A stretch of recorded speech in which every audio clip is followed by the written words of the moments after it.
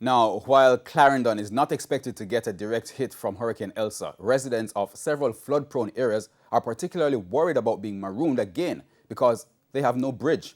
Krista Campbell visited Trout Hall and Frankfield. The Damhead Bridge in Frankfield, northern Clarendon, after heavy rains in May 2017, and the Damhead Bridge now, or at least the spot where it used to be. It was one of two bridges which washed away in the Frankfield Trout Hall area 4 years ago.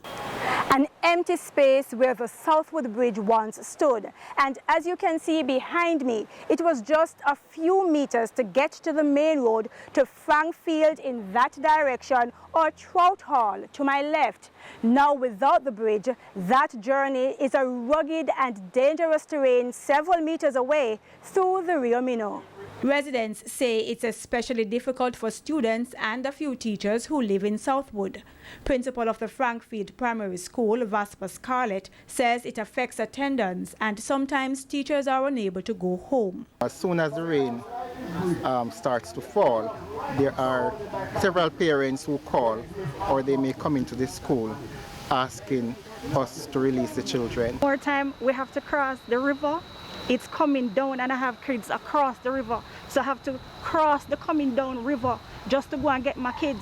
Whether walking through the river directly or jumping the stones, as residents term it, this is one of the main ways in and out of the Southwood community in northern Clarendon. Now, this is only possible on days like when there's sunshine, and in the midst of another hurricane season, the residents say they need a bridge now more than ever. This river is very dangerous to wash away several vehicles here, only because we not gone yet. So we left to tell tears, miss, we well want the bridge more than anything else, not even work like the bridge. When TVJ News revisited the area this week, a funeral was in progress. Such events hardly take place during this time of the year because by afternoon it usually rains. If the rain fall and you're over here and you're not from here, you're marooned.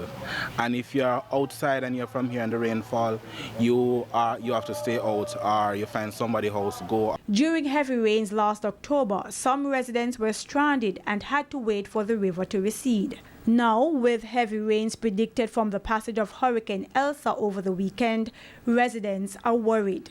If the rain comes and the flood comes like 2017, then this whole community will be marooned again.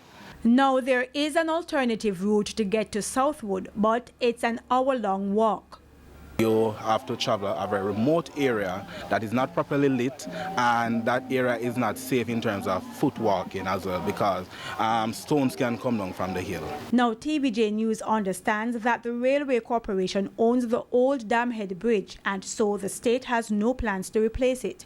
Meanwhile, the National Works Agency says it didn't have enough money to rebuild the Southwood Bridge when it was first put to tender, so now the contract has been retendered.